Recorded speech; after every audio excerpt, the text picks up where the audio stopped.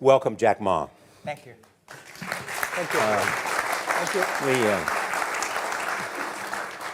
you. We've all become very cognizant of Jack and his story. And when Alibaba went public with the largest IPO in history, we knew a lot more about him. So I want to talk about his personal story.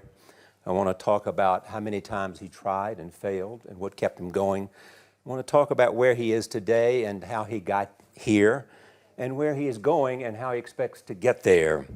And if he gets there, what will it all mean for him and for the people that he wants to inspire? So I begin with this question, though, Jack. Why are you back at Davos? It's a long break for 7 years. I think my last trip here was year 2008. But I was coming for year 2001 for the Young Global Leader for Tomorrow. And remember, I never heard about the Davos when I came. But when I came, in the Switzerland, so many young people demonstrate. It was such a horrible scene that I was, and I asked them, why did they do it? They say, anti-globalization. And I say, why? Globalization is a great thing. Why people don't like it? And then we come all the way for 2 hours here. There's a machine gun. There's people checking. I say, oh, God, is that a forum or is it a prison we're going to go? Is that? But when I joined the forum as the Young Global Leader, I was thrilled by so many ideas. For the first 3-4 years, I learned what does the globalization mean? What does the corporate citizenship mean? What about social responsibility mean? All these new ideas, and I see so many great leaders talking about leadership, and I benefit a lot. And the year 2008 and 2009, when the financial crisis came, I think it's better to go back to work, because we can never win the world by talking. So we go back, spend 7 years. Now I come back, I think it's time to do something return. Because I learned so much. Let's talk 12 years ago. So why I should not talking to the young global leader of today, sharing with them how we've gone through. Okay. So that was the thing. Let's start with where you are today. Just how big is Alibaba? How many people come every day? How many people come in a week? How fast is it growing? Yeah, we have over 100 million buyers visiting our site, shopping our site every day. And we created 100 million every day. We created 14 million jobs for China, directly and indirectly. And we grow from 18 people to 30,000 people, 18 people in my apartment, to now we have a 4 big campus. Compared to 15 years ago, we were big, but compared to 15 years later, we're still a baby. How big will you be 15 years from now? I think 15 years ago, I told my team that in the past 15 years, we grow from nothing to this size. And 15 years later, I want people to know about Alibaba, know Taobao, because it's already everywhere. I want 15 years ago when we talk about what is e-commerce, why small business can using this e-commerce, this internet, can do business across the nation. And I hope 15 years later, people forget about e-commerce because they think it's like electricity. Nobody thinks it's a high tech today. Now, this is something that I don't want 15 years later, we still walk on the street talking about why and how e-commerce can help people. Talk about the IPO. Did it exceed your expectations? Well, it's a pretty small IPO, 250. Yes. Yeah. The largest IPO in the history of Wall Street. We raised. And number 2 was a Chinese bank.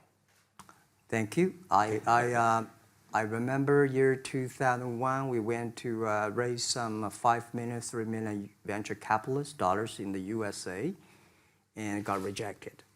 And I say we come back raising a little bit more.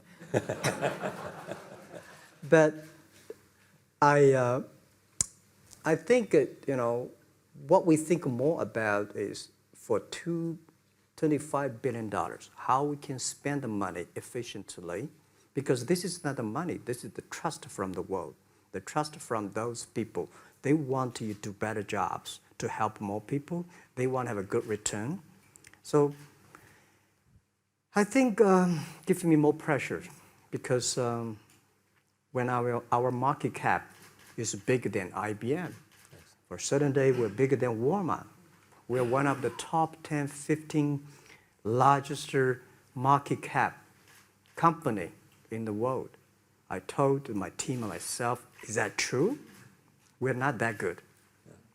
Because years ago, people say, Alibaba model is terrible.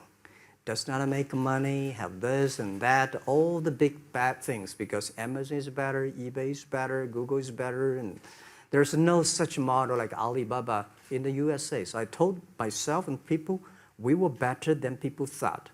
But today, when we are that big size, I said, no, we are not that good as people thought. We're just a company 15 years old. Average age is 27, 28 years old, young people. We're doing something that human beings have never tried. So I want to talk about the future. Let me take you back to when you were born in Hangzhou, where the headquarters still are. Yep. And your campus is there. You don't have a loot, don't move your loot. Your headquarters roots are there. there. Yeah, you found it there, loot there. You grew up in the 60s. 64. Born in 64. That was the time of the Cultural Revolution. Yeah, it was the end of the Cultural Revolution. It was, well, my grandfather was a tiny landlord, was considered, after liberation, was considered to be a bad guy. So I know how tough it was when I was a kid. You tried to get into 3 colleges. Each time they rejected you. No, I tried. There's examination that young people, if you want to go to university, you have to take the examinations. So I failed 3 times. Right. But a lot of fail. I failed for funny things that I failed a key primary school test for 2 times. And I failed 3 times for the middle schools. And you will never believe in Hangzhou, my city, there's only 1 middle school that lasts only 1 year. It was changed from primary school to middle school because our graduates of our school, no middle school accept us because we were too bad.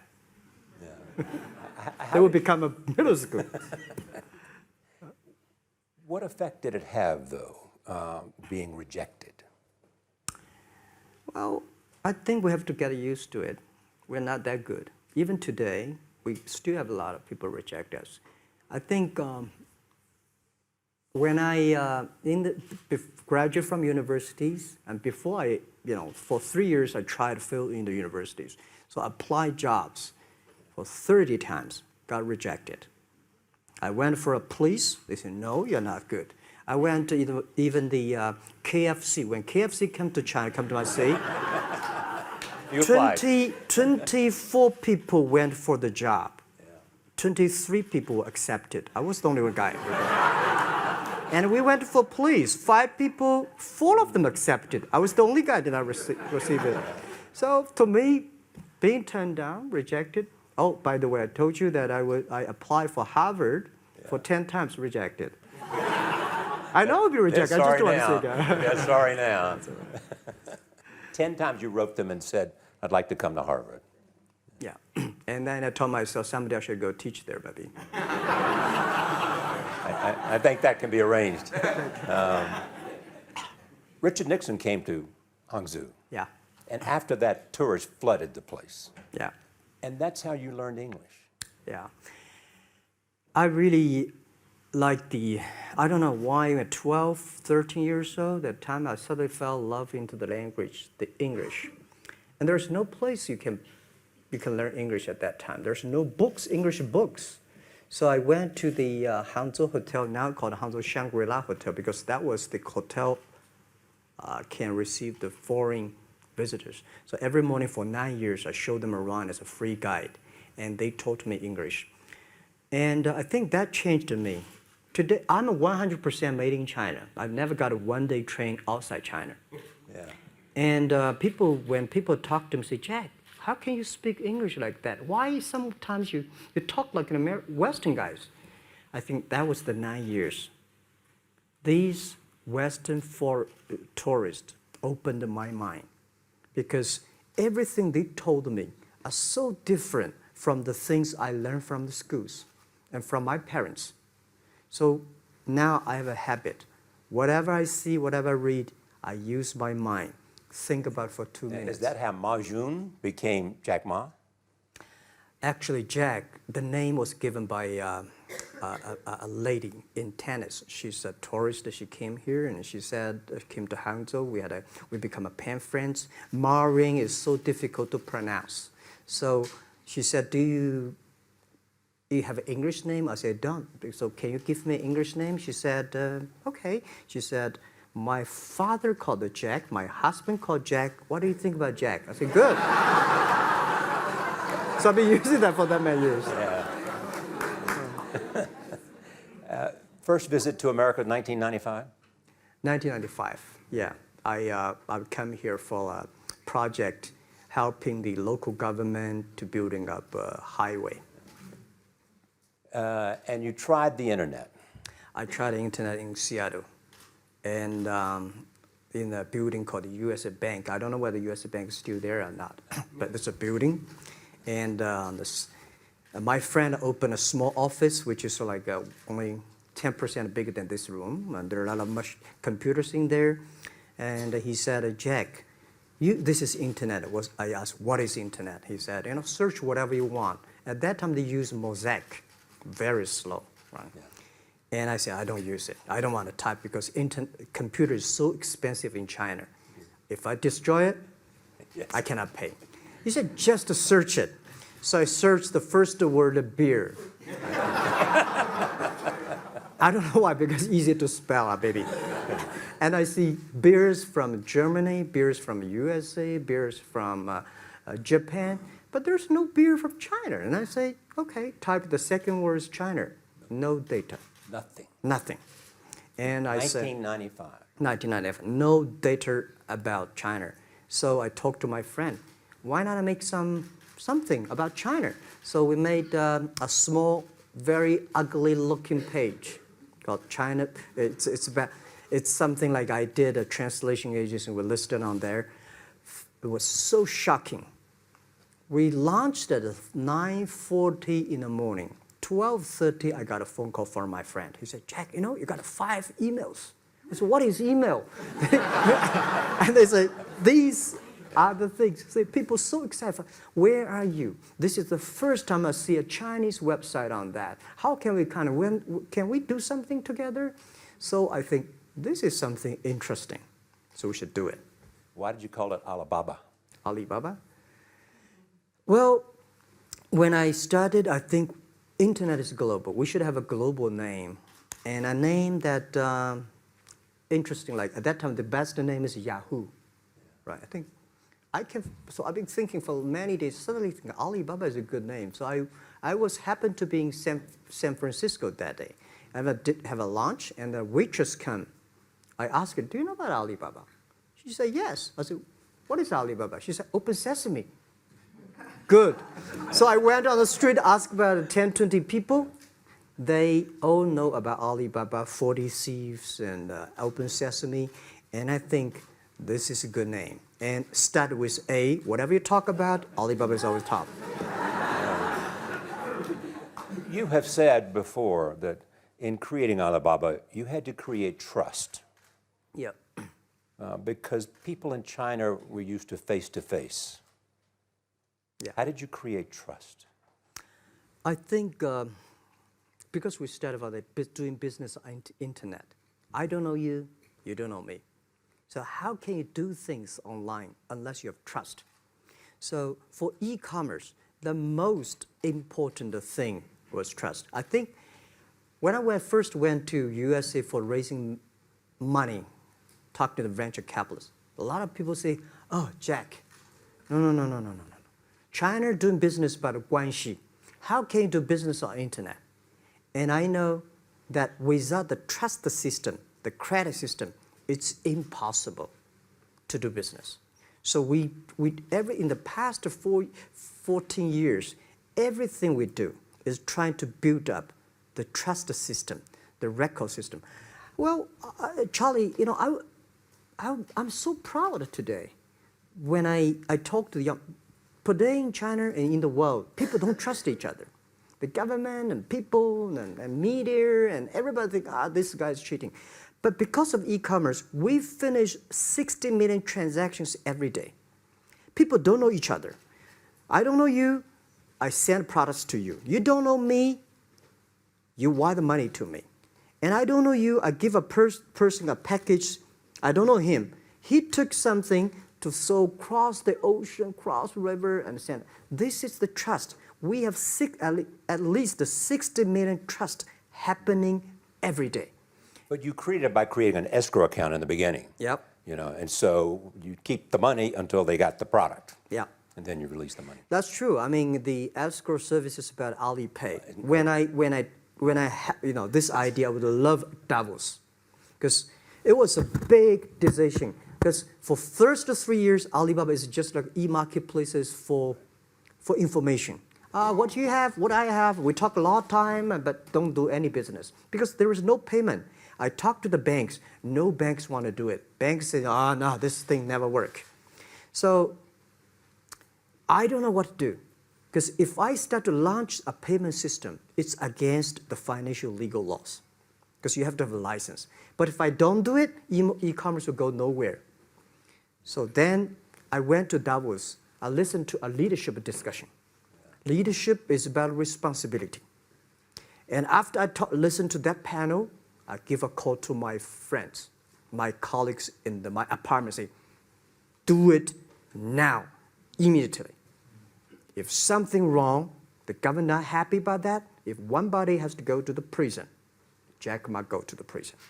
Because it is so important for China, for the world, to build up the trust system. And if you did not do it, and do not do it properly, stealing money, money wash, no trust record, I send you to the prison. So that was the thing. And people don't like it. So many people I talked to at that time for Alipay, they say, this is the stupidest idea you have ever got. But I say, I don't wear the stupid clever as long as people use it. Now we have 800 million people using this Alipay. Stupid things, if you do it better, is better. Alipay is a privately held thing. It's not part of Alibaba. No, it's a Let private. me talk about money for a second. Yeah. You have never gotten money from the Chinese government? No. None. I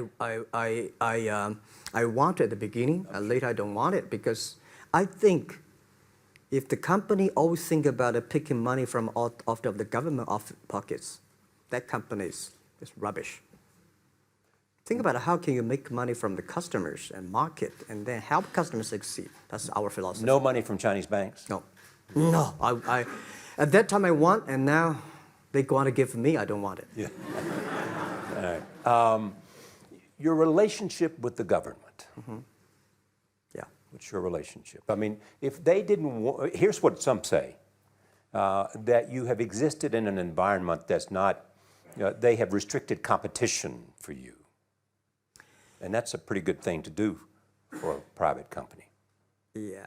I think the relationship with the government for us is very interesting. For the first 5 years, because I've been working as a part-time jobber for a government organization called Ministry of Foreign Trade, 1997, for 14 months. And I learned that you should never rely on government organization to do e-commerce. And I started a business. I told my people and team, in love with the government, don't marry them. Yes. Respect them. And a lot of people say, well, government officers talking about internet, the censorship and this, that, and they worry about. I think it's the opportunity, it's a responsibility talking to them, tell them how internet can help. So you tell them we create jobs. Oh yeah, I think a lot of people debate and fight against them, and in the first 12 years, anybody come to my office, I sit down, talking to them, how we can help economy, how we can create jobs, why China will improve by the internet. I think because internet at that time is new to any government, and if you convince somebody, and you have the chance. So today I'm very talkative. That probably this is why I talk to so many people. So, I mean, if the government comes to you and asks you to do something for them. Normally, when government comes say, Jack, can you do this project? I say no. I say no. I can introduce some friends who are interested in doing that for you. But if they continue to want me to do it, I say, okay, I do it, but I don't charge. I hope next time don't come to me again. But recently, we help some government organizations do it. For example, every Spring Festival, the train ticket is so difficult. Hundreds and thousands of farmers work in the cities. In the Spring Festival, they go to the hometown. But when they order tickets on the other way, the whole system crashed for 5 years. So I told my young people, go support them. Don't charge anything. Because I don't want to see millions of farmers go back to city and they cannot buy the tickets. So it's something that it's not for money. It's something it's not for the government. It's for the millions of people. They can buy tickets in a snowy night and they don't have to wait. They just use mobile phone, online, they get ticket. One way stop along the route to where you are in that big IPO was Yahoo. Jerry Yang gave you invested $1 billion. Yeah. $1 billion. Yeah. It turned out to be a pretty good investment for Yahoo. Yeah. But one time after another, you raised this money on your own outside of China with investors. Yeah, I'm very thankful for all the investors because 1999, year 2000, and even at the Yahoo time, a lot of people say this Jack is crazy. He's doing something that we don't understand. A lot of venture capitalists give you money because there is such a American model already there. But they say, Alibaba, we don't see this kind of model, right? They say Jack's crazy. Yeah, this is crazy guy. I mean, I remember my first time in Time magazine, they call me Crazy Jack. And I think crazy is good. We are crazy, but we're not stupid. We know what we are doing, but if everybody agree with me, if everybody believe our idea is good, we have no chance. So that's the money we raised. We're very thankful. So when our investors make a lot of money, I feel proud and honored. As you know, in the United States, issues have risen about privacy. Yeah. Google and Apple, and questions of whether the government should have access to files. How do you handle that if the Chinese government says you know a lot about people? You have transactional relationships with lots of people. And they say, we want to see your files. Well, so far I don't have this kind of problems from Chinese government. And I told them, any government, if you come here for the national security, anti-terrorist, well, anywhere, anti-terrorist, we work together. It's a criminal, we work. But rest of that, no. I said, we are a business. The data is so precious because we don't know how. Because if we give to anybody, it's going to be a disaster. And also about privacy issues. I think, just like hundreds of years ago, people say, I would rather put money under my pillow rather than put in the banks. But today, banks, they're special. They know how to protect money much better than you do. Privacy issues, all these kind of securities, today, we may not have the solutions. We don't have the answer. But I believe our young people have the solutions. In the next 10, 20 years, there will be breakthrough on that. And I'm fully confident on that. Your life is a testament to the idea that nothing is impossible. That if somebody says no, you say it's just the beginning. Where does that come from? Well, at the beginning, I never thought, I thought when I was young, I said, everything's possible. Now I know not everything's possible. When you have something, you have to think about, you have to consider about the others. You have to consider about the customer, society, your employees, your shareholders, society. There are so many things that I think if you continue to work hard, there's possibility. And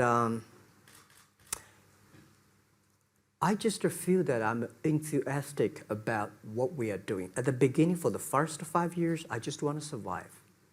And 5 years later, I think... That's 2000, from 90... Yeah. But later, I think, wow, so many people's life changed. I was so excited, you know, for the first 3 years, we made zero revenue. Zero revenue. But we are so excited to continue to work. You know what happened?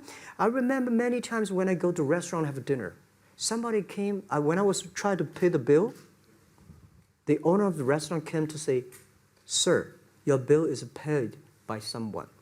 And the small note say, "Hey, Mr. Ma, I'm your customer of Alibaba Group, Alibaba platform. I made a lot of money, and I know you don't make any money.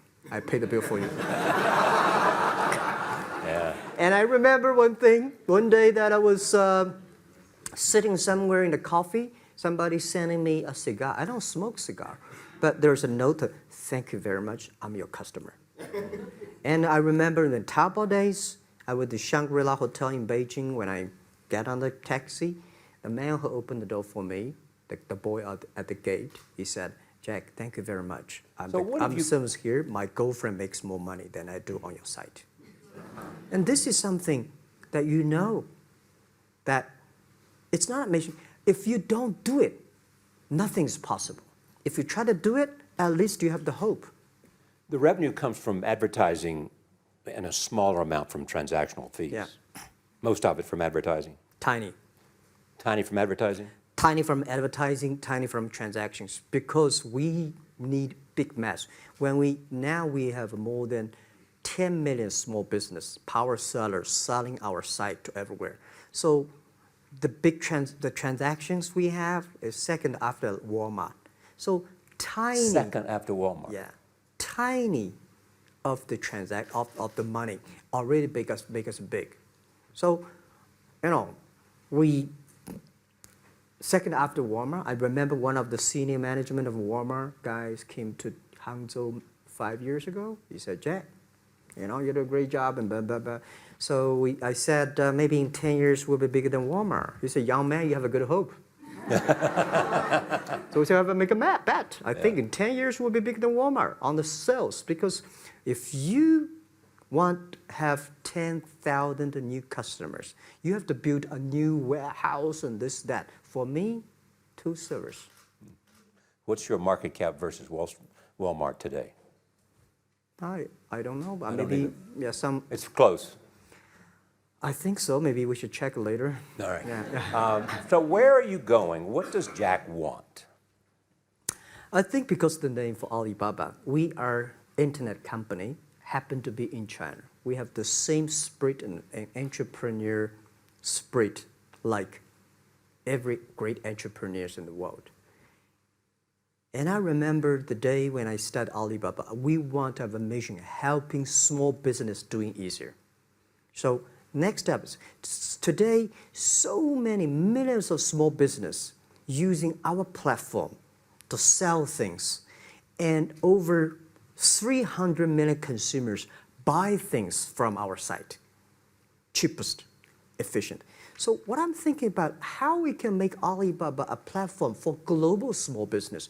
My vision is that if we can help a Norway small business can sell things to Argentina, and Argentina consumers can buy things online from Switzerland. And we can build up, which I called, I don't know, maybe not right word, called EWTO. The WTO is great, past century. But WTO helps so many big companies to sell things across the nation. Today, internet can help small business sell things across the oceans, across the nations. And I hope that we can serve 2 billion consumers. 2 billion consumers. 2 billion consumers. We can help 10 million small business outside China. Help them. Outside China. Outside China. Because we help the American farmers in Washington State almost 300 tons of cherries to China last year. Cherries. Before we sell, the ambassador of USA came to me and said, Jack, can you help us selling cherries? In China. I said, what cherries and the fruits? He said, why not? I said, why not? Let's try. So that when we start to sell cherries, the cherries still on the trees. So we start a pre-order, 80,000 families order cherries online. So we pick up the cherries and ship into China. Within 48 hours, we sell the cherries. The consumers are so happy. But we got a lot of letters complaint after 3 days. They say, why only 100 tons? Why we should not get more? So we sell, 2 months ago, we helped the Costco. We sold 300 tons of nuts to China. So I'm thinking about if we can sell, we're also selling Alaska seafood to China. So if we can sell seafood, if we can sell the cherries, why we cannot help American and European small business selling things to China consumers? China needs that. So this is what I want to do is that 2 billion consumers, China, Asia, developing nations, how we can let them buy things globally. Alibaba rode with the millions of people that went from poverty to the middle class in China. I mean, you were right there growing as they grew and increased. When you look at the international markets, you're doing well in Russia? Yeah. How well? We do pretty good on Russia, and we do also pretty good at Brazil. In Brazil? Russia, I think now I don't know, we are if not the number 1, we're the number 2 or number 3 largest E-commerce. E-commerce. I remember last year we had a campaign. The campaign is that a lot of Russian girls and boys want to buy things from China. You know how many days a Russian girl placed an order and received the products from China? 2 years ago, 4 months. Even that, people are so happy about all the things. And last year, the campaign, within 1 week, we crashed the whole logistics system of Russia. All right. You were also seen in Hollywood. Yeah. What are you doing in Hollywood?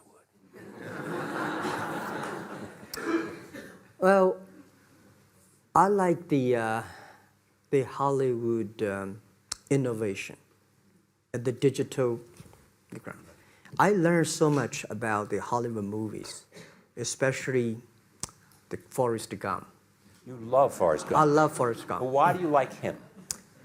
Simple. Never give up. Never give up. People thinking he's dumb, but he knows what he's doing. And I was very depressed the day, year 2002 or 3 in the States, when a bit earlier than that. I was very depressed when I could not find out a way for the internet. And then I watched the movie in my friend's home, Forrest Gump. When I see him, I think, this is the guy we should learn from. Believe what you're doing, love it, whether people like it, don't like it, be simple. And like the word, life is like a box of chocolate. You never know what you can get, right? I never know I would be here talking to you and talking to Charlie Rose. I never know. But today I made it. I told my people in my apartment 15 years ago, guys, we have to work hard, not for ourselves. If we can be successful, 80% of the young people in China can be successful. We don't have a rich father, powerful uncle. We don't have $1 from bank, 1 cent from government. Just work as a team. So what do you worry about? I worry about it today. Young people, a lot of young people lose hope, lose vision, and start to complain. Because we also have the same period. Because when it's not a good feeling being rejected by so many people. We also depressed, but at least later we find that the world has a lot of opportunity. How you see the world, how you catch the opportunity. So, and the Hollywood gives me a lot of inspiration. You know? But you were out there for business. You were out there because you want to make movies and sell them. I want to make the movie for business-wise. We are e-commerce company. We have a lot of products that need logistic. But movie, TV, these are things you don't need logistic system.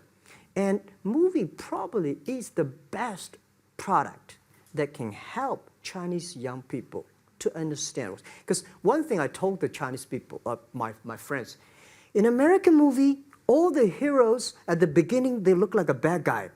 Terrible things coming, they become a hero. And finally, they all survived.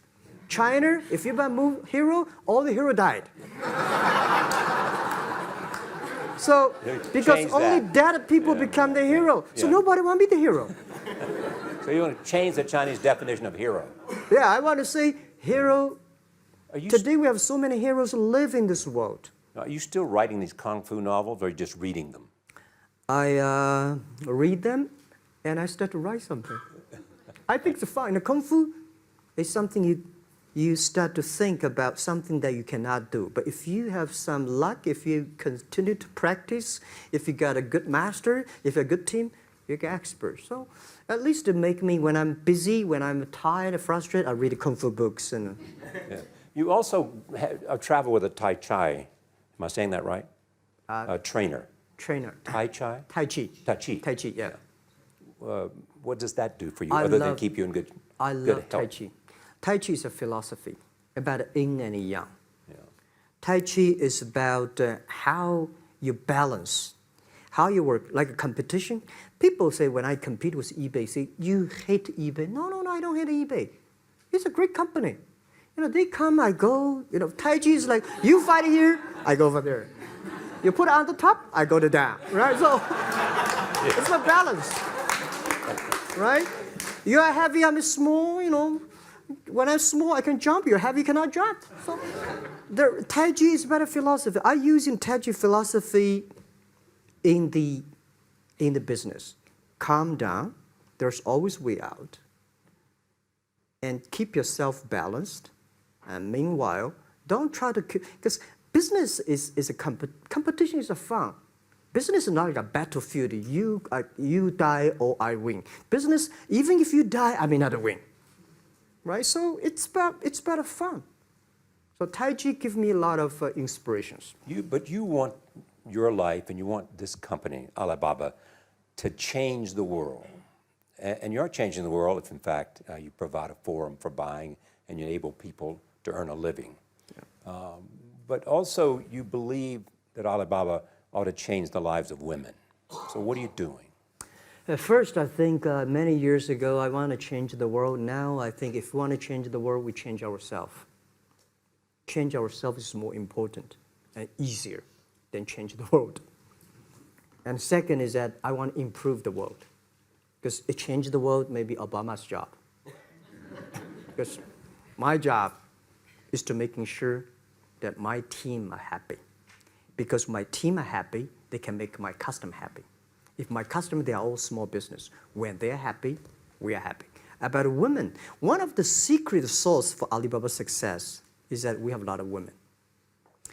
What percentage of women Well, among one Alibaba day employees? before, I think 2 or 3 months before we IPO, there's American journalist come to our company.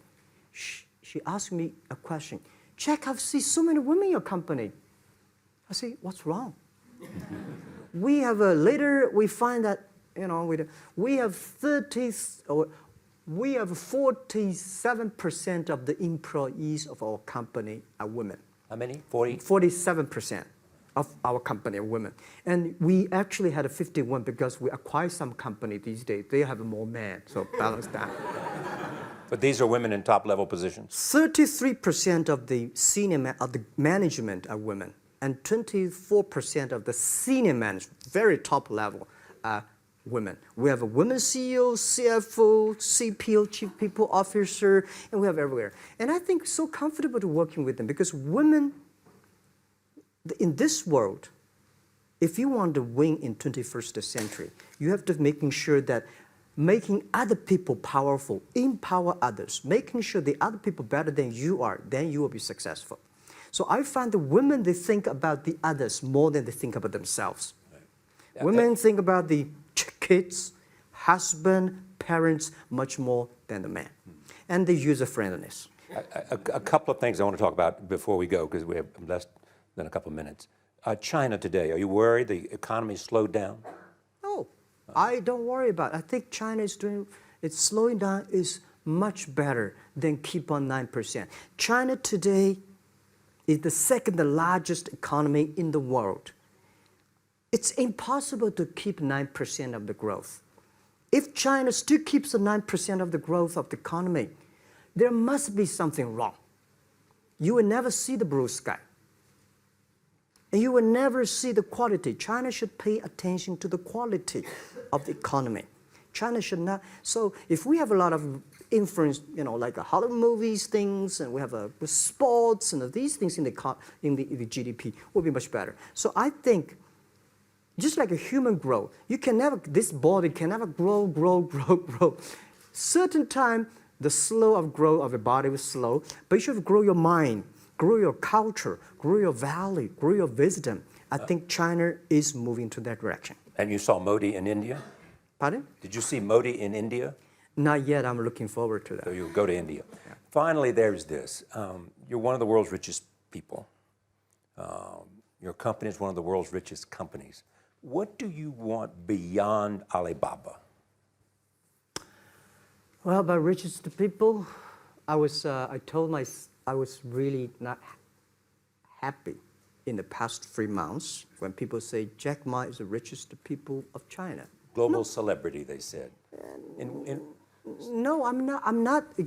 When I started the business, you are. I never thought, because how many? Yeah, maybe I am. Not, but I think 15 years ago, in my apartment, my wife was at that time one of the 18 founders. I asked her, "Do you want your husband to be a rich person?" I never said rich person in China, rich person in Hangzhou, or you want your husband to be a respected person. She said, "Of course, respected." Because she never believed, and I don't believe we'll be rich people. We just want to survive. But I believe when you have $1 million, that's your money. When you have $20 million, you start to have a problem. You worry about inflation, which stock to buy and this, that, had to come. When you have $1 billion, that's not your money. That's the trust society gives on you.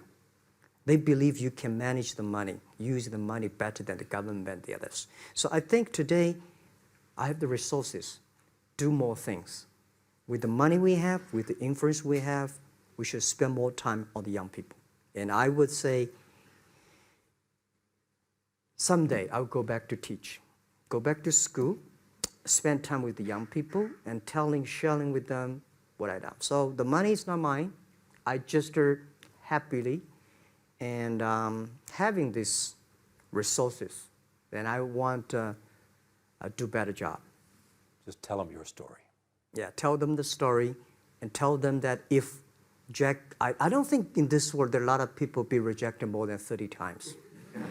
If we, the only thing we never give up, the only thing we're like a Forrest Gump, we keep on fight, we keep on changing ourselves. We don't complain. Whether you were successful or not successful, I find that people, when they finish the job, if they make the mistake, if they fail, if they always complain the others, this guy will never come back. If the guy only check himself, yeah, something wrong with me here, something wrong with me there, this guy has the hope. Jack, on behalf of everybody in this audience and a television audience around the world, thank you for taking your time to be with us. Thank you.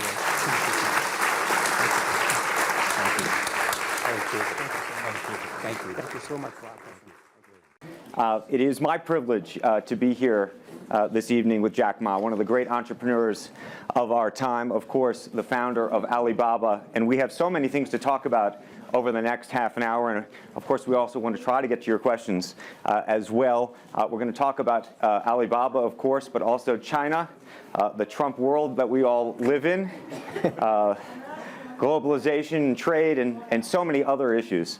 But first of all, thank you, for joining us. Yeah. Let me start with this, Okay. which is to say that you just spent some time inside Trump Tower and went to go visit with Donald, Yeah. our president-elect in the United States. Tell us about that meeting. Well, it's a very productive meeting, much better than I thought, than I expected. What did you expect? Well, I heard a lot, and I watched like everybody. I watched all the news and heard a lot about him. So when I go inside, I saw, anything that. But he's very sort of open-minded. Listen what I talk. So I think I'm very happy about results. And finally, when he said he said, Jack, let me walk you down. So it seems he's very happy about the results we had. Can I ask, how does a meeting like that happen? Do you call him? Does he call you? Well, how does this take place? Well, that's the question I'm asking myself. Because someday I got some requests from people say, Jack, do you want a meeting the president-elect? I say, is that true or not? Because I'm not ready for that. Because I don't know what to talk about. And then a few days later, I got another request. I got several requests, and then I saw one email with a friend, and it's very sort of specific. I thought about it. I think, yes, maybe I should go and have a talk. And at least I think President-elect Donald Trump would be happy to hear what I want to talk about. So I went. And what did you tell him? Talk about the small business, talk about agricultural products, talk about the trade between China and the USA.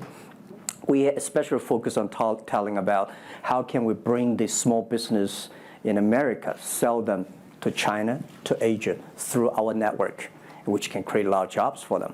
And you committed to create what you say is going to be 1 million jobs in the United States over the next 5 years. Yeah.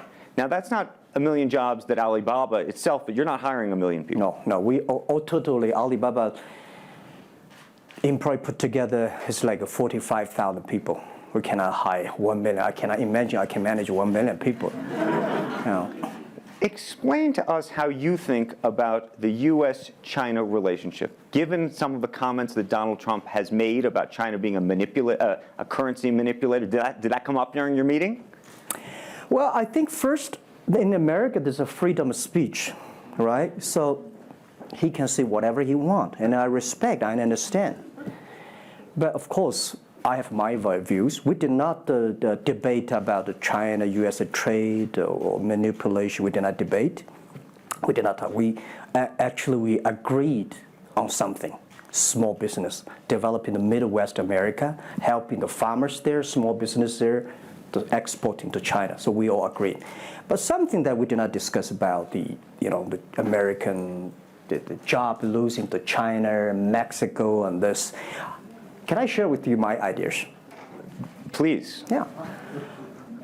First, I think 30 years ago, when I just graduated from universities, I heard America had a wonderful strategy. They outsource the manufacturing job, service jobs. They outsource the manufacturer to Mexico and China, outsource the service job to India. There's a book called The World is Flat. Tom Friedman, colleague at the New York Times. And I think it's a perfect strategy. That the Americans said, we just want to control the IP, we just want technology, we just want the brand, and leave the lower end jobs for the world. Great strategy. And second is that the American international companies made millions and millions of dollars from globalization. The top 100 companies in America. Amazing. I remember when I graduated from university, I tried to buy a beeper, the Motorola beeper. Cost me $250. My pay at that time is $10 a month as a teacher. And the cost of making that beeper is only $8 for a chip. Right. So Past 30 years, IBM, Cisco, Microsoft, they made tons of money. The profit they made are much more than the 4 largest banks in China put together. China Mobile Phone, China Unicom, and whatever you name it, put together. Still, these multinational companies made more money than. So their market cap grew more than 100 times in the past 30 years. But where'd the money go? This is what I'm curious, because as a business people, I always care about the balance sheet. Where the money coming, where the money go? Past 30 years, the American had 13 wars, spending $14.2 trillion. The money going there. What if they spend a part of that money on building up the infrastructure, helping the white collars and the blue collars? No matter how strategy good it is, you're supposed to spend money on your own people, right? Not everybody can pass Harvard. Like me, they're not good at education, right? We should spend money on those people who are not good at schooling. And the other money, which I'm curious about, is that when I was young, I heard America is about Ford and Boeing, those big manufacturing companies. Last 10, 20 years, I heard about is Silicon Valley and Wall Street. The money go to the Wall Street. And what happened? Year 2008. The financial crisis wiped out $19.2 trillion USA alone. They wiped out all the white collars and destroyed 34 million jobs globally. So what if the money is not Wall Street? What if the money spent on the Middle East, Middle West of the United States, developing the industry there? That could be changed a lot. So it's not the other countries steal jobs from you guys. It is your strategy. Okay, but you do not distribute the money and things in a proper way. This is what I. And now we're having a backlash. And that backlash is a rebuke of globalization. And so much of the conversation, frankly, that we have here, and that backlash is happening in the United States. But I will say President Xi was here yesterday. You had lunch with him. And he was quoting Abraham Lincoln. What did you make of that? Well, I would say that globalization is a great stuff. It's the USA, it's developed countries to teach us how to do globalization. I remember 2002 or 1 before China joined the WTO, everybody in China was worried. Me, I was worried. Because what if all the international products come to China, destroy our industry, and we have to lose a job? So convince China, after 20 years, then you guys are say, this is a terrible thing. I believe globalization is good, but globalization needs to be improved. This is Donald Trump, president-elect, want to solve it, the problems. That globalization, I think, should be inclusive globalization. In the past 30 years, the globalization was controlled by 60,000 big companies. 100 years ago, globalization was controlled by several kings and emperors. What if next 30 years we can support 6 million business doing business across the board? What if in next 30 years we can help support 20 million small business can do business across the board? So this is something which I believe globalization should be inclusive. And do you think that the words of President Xi will happen in reality, which is to say that China has largely acted on its own behalf for many, many years, and now is effectively saying that the U.S. needs to continue acting on everybody else's behalf? Yeah, I think, the world needs some, such a, Mr. Xi yesterday said, it's a wonderful time, it's a best time, or the worst time. The world needs a new leadership, but the new leadership is about working together. This is what I understand. We do not necessarily need one specific leader to teach us what to do, what not to do. But the world have to partner together. This is what I think. And I think as a Chinese, as a business people, I feel proud for what President Xi said yesterday.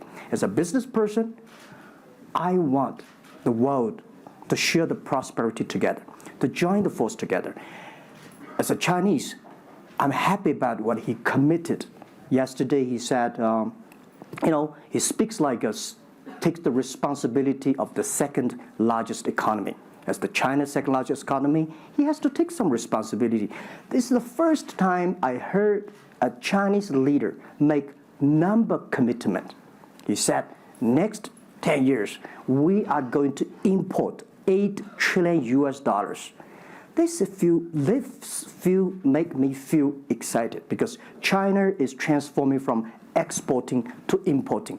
If there's a concrete number, if we can fulfill it, this is going to be huge change to the China and to the world. But don't you think that it's easier today for China to be interested in globalization because of the benefits that can accrue to China because you're continuing to develop than it is for countries that are, quote unquote, developed? Well, first, the WTO rule is not designed by China. It's not made by China. I will say there's something that I want to change. The WTO is designed, a lot of rules designed for big companies in the past 30 years, and only big companies can do it. And China definitely benefit a lot from opening. I think China should learn one thing, that we grow in the past 30 years. It's because we open to the world. If we continue to open to the world, Not fully. Okay. American business that wants to effectively go into business in China has a very difficult time, has to partner effectively with a company that's there already. This is why I said China has problems too. The world has problems. And China definitely has a lot of problems. China should open, should be more confidence. This is what I feel yesterday. I feel the confidence of Mr. Xi that he is ready to open more to the world. This is what I suggest, that we should solve the problem by business community, right, by negotiation. WTO, China joined WTO for like 20 years or 70 years. I don't know the number, but the past years, that I think we as a business, we as a country, we as the world, we have to review something. Right. But not because unbalanced things, we stop it. You've been calling for something called EWTP. Yeah. What is that? This is what I would talk about, is that the WTO was great, but they mainly designed for developed countries, big companies. There's no opportunity for small business. We want to build up an electronic world trade platform to support young people, small business, thanks through mobile phones, internet, they can sell and buy across the board. And the other thing is that WTO is a very interesting organization. When you put the Doha round, when you put 200 government officers in a one room, ask them to agree on something, it's impossible. I can never imagine that they can agree on something together.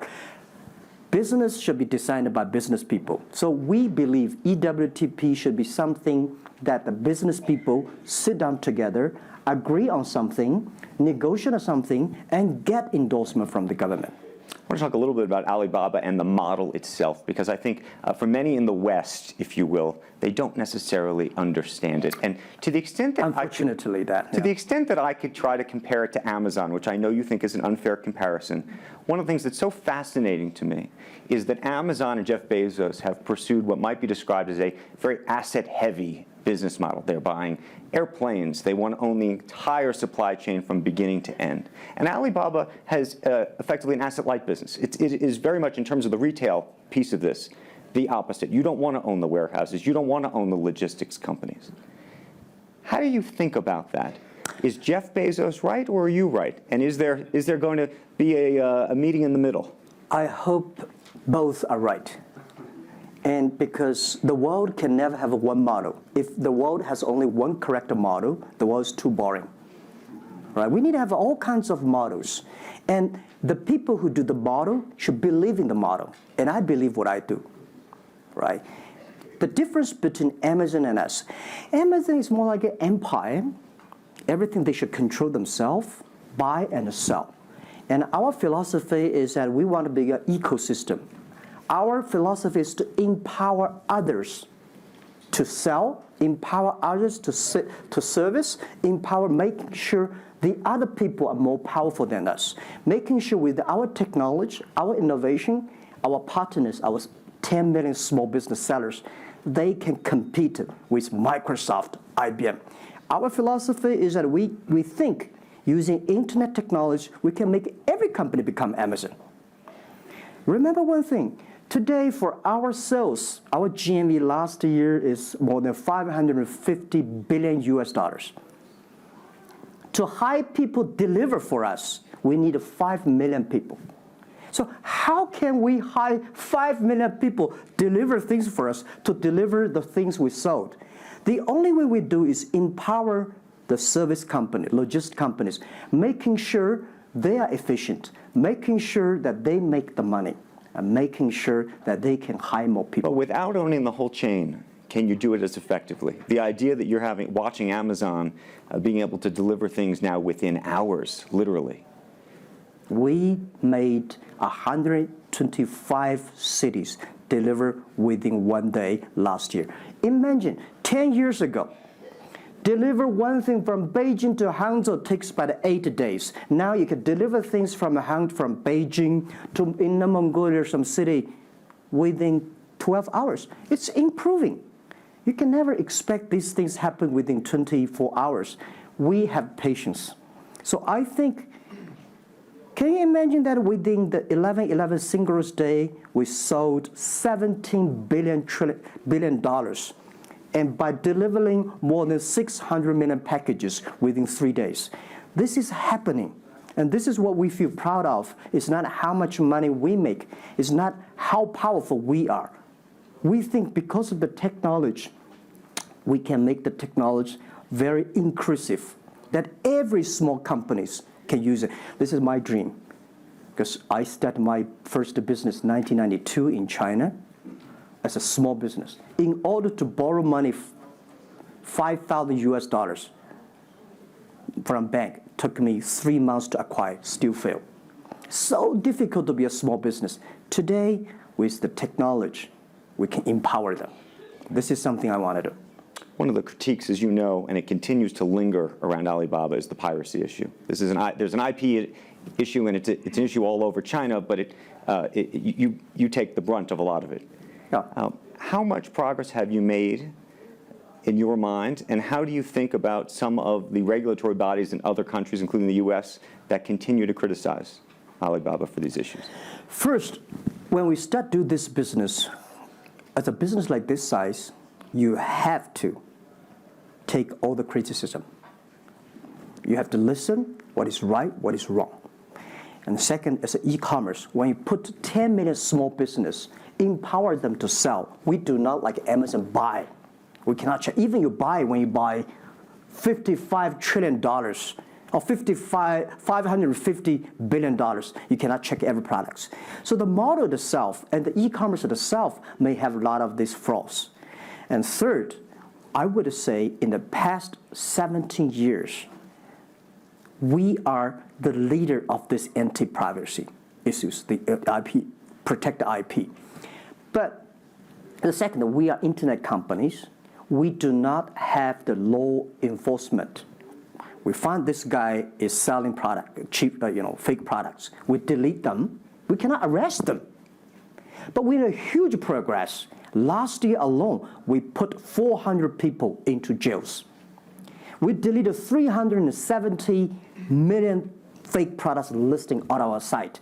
I would say we are the leaders, and we are using the big data to check who's buying, who's manufacturing, who's selling, what is the address. So now I'm happy about the whole world, especially China, all the government organization, start to realize the issues.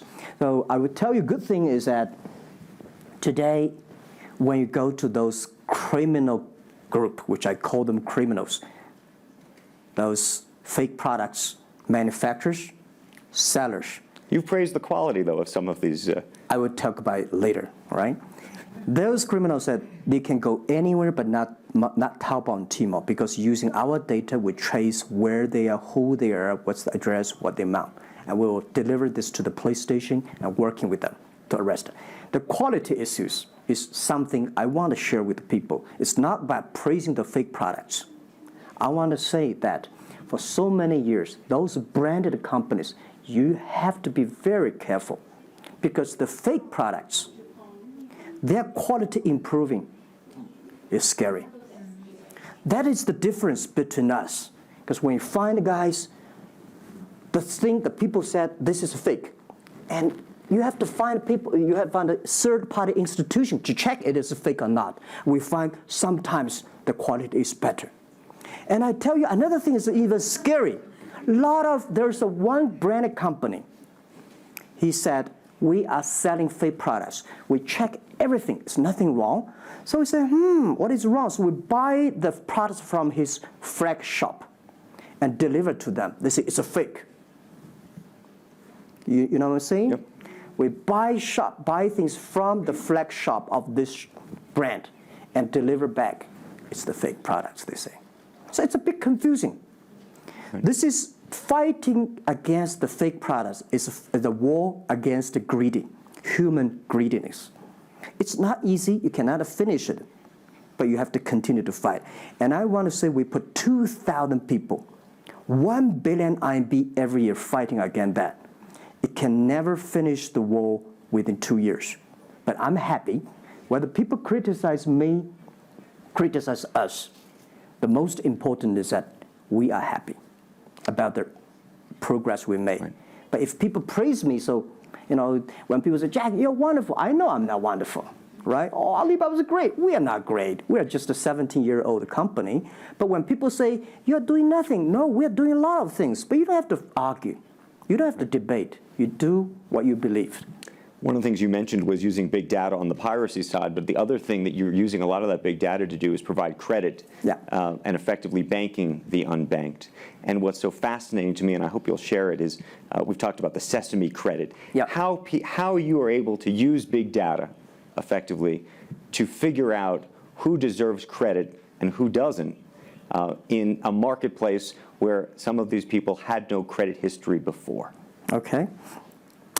Well, before we do that, we had a system called Teach Computers to learn how to anti-fake products, teach the computers to learn how to, because we have Alipay, a lot of people try to using all the ways to cheating. So we teach the computer how to do that, the cheating things. So we've been doing that for 10 years. Until now, there is called artificial intelligence, because we've been doing that. We are a data company. 8 years ago, we said to ourselves, Alibaba should not be an e-commerce company. We should be a data company, because we have the data from consumers, we have data from the manufacturer, we have data from the logistic company and transactions.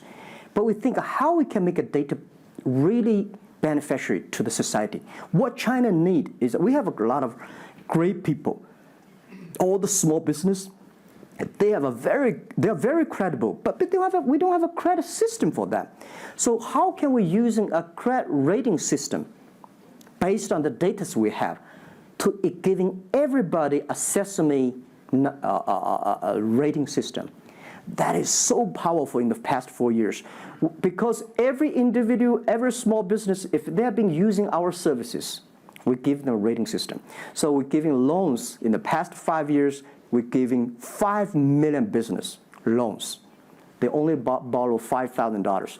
3 minutes, we can decide whether we should give you money, how much you want to give. Within 1 second, the money will be in your account. And 0 people touch, so we call it 310. And even today, the Sesame rating system become people dating. The mother-in-law want to say, hey, you want to dating with my daughter? Show me your rating system of the Sesame card. So it's so funny. We go to people want to rent a car, people want to rent a bicycle. They will say, show me your Sesame cards. Good. Because if they do not pay back, if they do not fulfill, the rating system is going to low down, and they can never rent a house. This is what we want to build up, the system, that if you sell or buy fake products, the Sesame cards will show. I'm going to open it up to questions, but a final one from me. There's been a lot of speculation that you're going to get into the business of Hollywood. Your name has appeared, Alibaba Group, at the beginning of a couple of big films recently. What is the ambition for Alibaba in the entertainment world? the beginning was like this. Several years, every 5 years we have a review for our strategy. Now our strategy is always look at the 30 years and 10 years. And every strategic decisions we make, we have to ask one question: Is this decision we made solve society problem? Because we believe the bigger social problem you solve, the more successful you are. So if this cannot solve any social problems, we don't do it. Second, is this project is going to be successful in 10 years? If it's going to be successful in 10 years, let's do it. If it's going to be successful in 1 year or 1 month, now more I would say, forget about it. Because why you can be successful in 1 year or 1 month? So we all have to put parallel. And 5 years ago, we had a big debate about 10 years later, 20 years, what are the things that China society and the world want? So we say happiness and health. 2H strategy. So happiness and health. We believe Hollywood, the movie industry, bring people happy. Because today, nobody's happy. Rich people not happy, poor people not happy, At least when I watch a movie, I feel happy about it, right? So I think we should partner with the Hollywood, especially like a lot of, we have a different way of living. In China, the movie, we have a lot of heroes. But China movies, heroes always dead. The American movie hero never die. If all the heroes die, who want to be the hero? So my movie, I want to make the hero live, right? So this is I think we should learn a lot, and it's only about 2 years, so we have another 8 years to go. I want to make our company that it's not e-commerce. It's something that giving people inspirations, giving people, because I learn a lot. For example, I always say that my favorite movie, Forrest Gump. Life's tough. This is I learned, and that inspired me. That is why when people call me crazy, stupid in the past 17 years, you're crazy, you're doing something never work. You're stupid, how can you do that model? Amazon this model, eBay this model, why Alibaba this model? I told myself, Forrest Gump said, go ahead. Never care about what the other people. And the other thing, Forrest Gump said, nobody make money out of the catching whales. People make money by catching shrimps. So we serve small business. Fair enough. Jack Ma, we should probably end it there because we're going to run out of time, but I thank you. Thank you so much for the conversation. I promised we'd sneak in a question or two, and we literally have 2 minutes, and they're going to get upset with me. If you have a question, and we're going to, I got to beg you to do it within literally, a second. So go for it right there. Okay, I'm not going to say that China and US is going to have a trade war, but if the Trump administration get tougher on China in terms of trade agreement, is that going to hurt Alibaba? Well, I don't think so. I think China and the U.S. should never have a trade war. We'll never have a trade war. And I think we should give President-elect Donald Trump some time. And he's open-minded. He's listening. And I think the war, it's so easy to launch a war. But it's so difficult, almost impossible sometimes to terminate a war. Iraq war, Afghanistan war, is that finished? No. Trade war. I believe one thing. When trade stops, the war starts. Trade is something that people start to communicate. Trade is something people exchange culture and value. And I will be happy if China and USA agree on something and Alibaba business model destroyed. I would destroy Alibaba model by stopping the war between. Because how can you imagine the first largest economy of the world, second largest economy of the world, have a trade war? It's going to be a disaster for two countries and for the world. If anybody can do something to stop it, do anything to stop it. Did you have a reaction to Trump and the situation with Taiwan and how he's thinking about that? Well, Taiwan, I think this is not something about government. This is not something about business. This is something about the people. If the Taiwan issue is the population, if you do Taiwan issue, it's like against 1.4 billion people. So this is another issue. So we're talking about trade. We're not talking about Taiwan. Very politic. Let's take one final question if we can. I think we can steal one more in. Yes, sir, right there. I'm not a politician. I try to This speak is like me, this. a credit store. How do you assure you are not messing up with people's life and you are not dictating the whole, credit kingdom or the system? Because now you are the decision makers, you are the rule makers. Okay. First, I'm not sure. People say, oh, this is uncertain world. Every day is uncertain. The only certain day was yesterday. I'm not sure about that in the future I would dictate, I would be stupid. That's why I should retire early when I'm young. That is why I have a lot of things that I dream I want to do. I want to do philanthropy, I want to be a teacher, I want to go back to school, I want to do the environment. And the world is so wonderful. Why should I be the CEO of Alibaba all the time? I'm coming to this world not to work. I want to come to this world to enjoy my life. I don't want to die in my office. I want to die on the beaches. It's a wonderful message. Jack Ma, thank you for the conversation. Well, can I say one last Yes, sentence? please. I just want to give my last advice to any people here that every government should pay attention to in the next 30 years are critical for the world. Every revolution, technology revolution takes about 50 years. The first 20 years, technology company. Next 30 years, the implication of the technology. Focus on next 30 years. The first 20 years, eBay, Amazon, Facebook, Alibaba, Google, good. The most important is that make the technology inclusive, make the world change. This is 30 years. Next, pay attention to those people who are 30 years old, because those are internet generation. They will change the world. They are the builder of the world. Third, that let's pay attention to the company who have fewer than 30 employees. So 30 years and 30 years old and 30 employees. That can make the world much better. Jack Ma, thank you very, very much. Thank you. Thank you. Thank you. Really appreciate it. Thank you. Thank you.